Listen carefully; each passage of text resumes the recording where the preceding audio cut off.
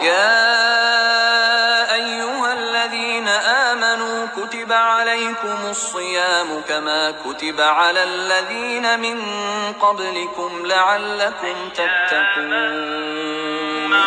أياما معدودات فمن كان منكم